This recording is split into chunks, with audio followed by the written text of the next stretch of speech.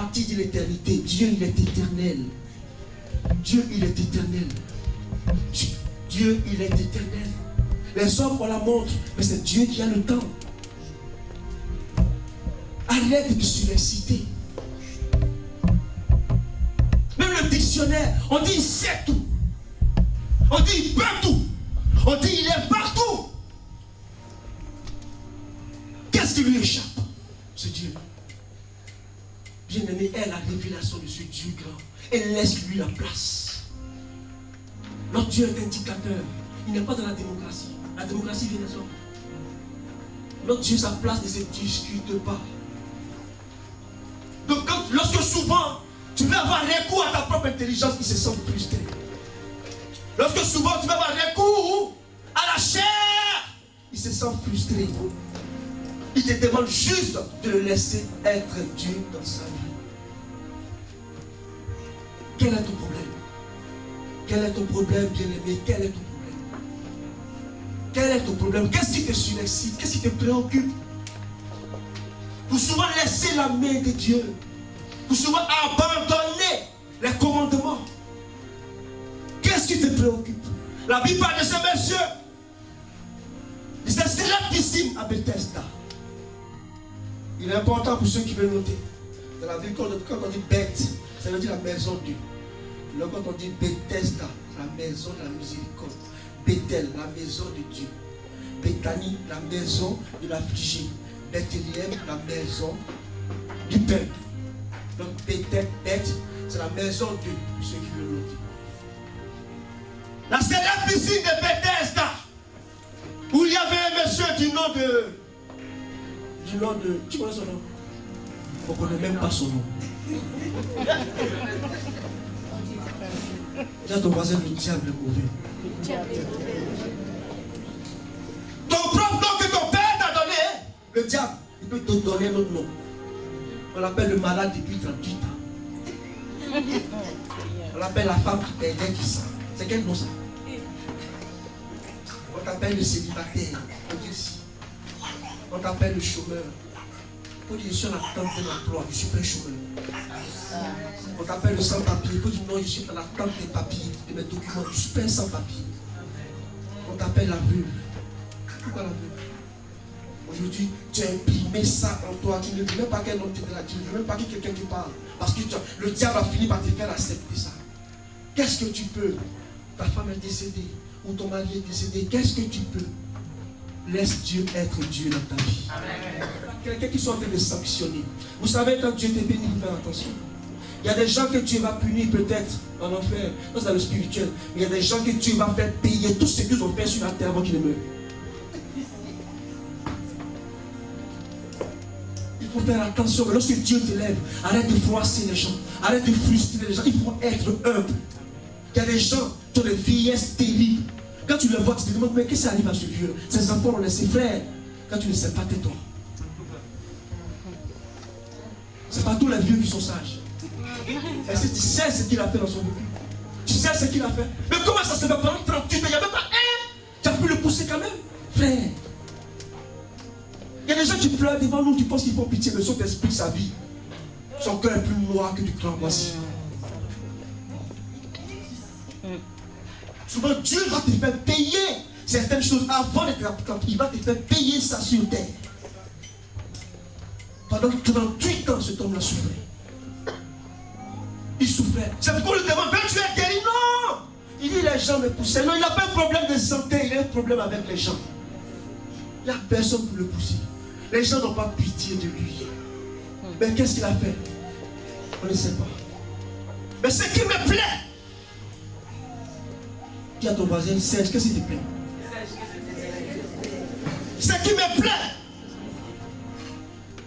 c'est qu'au-delà de la pitié, il y a un mot qu'on appelle la compassion. Quel que soit ce que tu vas faire, quel que soit ce que tu vas s'aimer comme acte de mauvais, il y a ce qu'on appelle la compassion. Lorsqu'il prend une forme humaine, on appelle Yoshua. Il faut dire le Tchonkolon. Les Congolais disent le Mokonzi. Les petits ont dit le Lago Tapé. Les Béninois disent le Mao. Il y a eu un portique, il y a eu 2 portiques, il y a eu 3 portiques, il y a eu 4 portiques, il y a eu 5 portiques. Moi je l'appelle le 6e portique.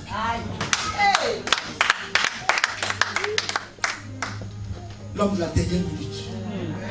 Tout à coup, pendant que tout le monde est dans la direction de l'ange. Alléluia. Il te montre qu'il y a une autre direction que tu ne connais pas. Amen. Amen. L'homme qui est au-dessus des anges. Lui qui les a créés, il est là. Le bar, le yaya, le dongoro. Le coroï et le coroï. La Bible dit pasteur voyant. Hey!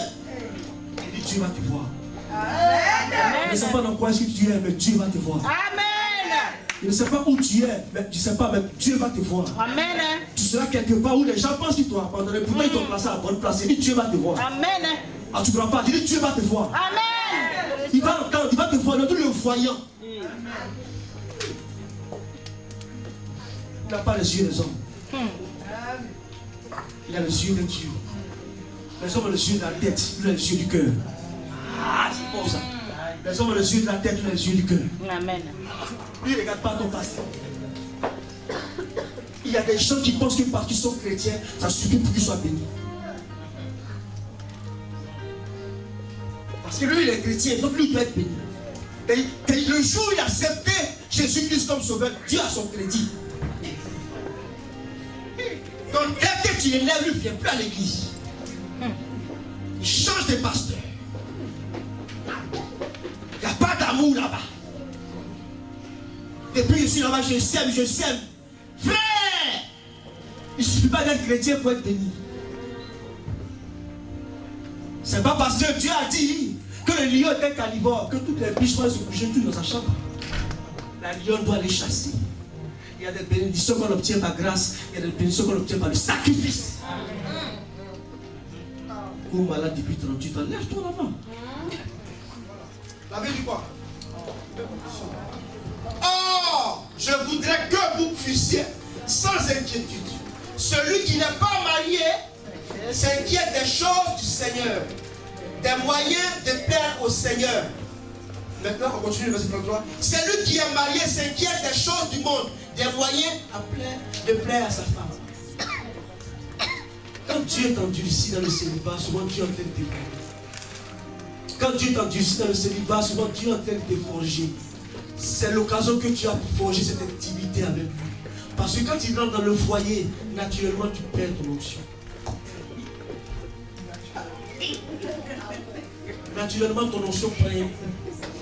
Tu as l'occasion maintenant dans ce que tu fais, dans le désert que tu traverses pour vraiment te blinder.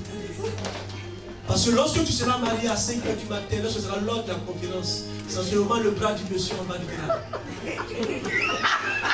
Mais tu n'as pas le choix. Tu choisis un Dieu le foyer. Parce que la Bible aussi dit qu'il faut respecter son homme, il faut respecter sa femme. Son bras au milieu. C'est moi, tu attends la soeur, là c'est pour être là, à 5 h 34. Après elle a parlé à 6 h 10. Parce qu'il y a des choses qui se sont passées.